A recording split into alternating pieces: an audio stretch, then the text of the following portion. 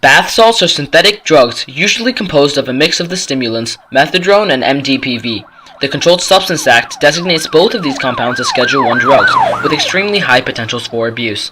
Methadone is a drug that causes excessive release of the pleasure-stimulating neurotransmitter dopamine. MDPV, like cocaine, blocks the reuptake of dopamine, resulting in continued stimulation. However, MDPV is over 10 times stronger than cocaine and will permanently block the dopamine transporter. Unfortunately, bath salts don't just cause euphoria. They can induce high heart rate, blood pressure, delusions, seizures, paranoia, and hyperagitation for days on end. For 21-year-old Dickie Sanders, a loving son and avid BMX biker, bath salts brought 5 days of insomnia and delusions until, on November 12, 2010, during a bout of extreme paranoia, he shot himself in the head. Halt the bath salts.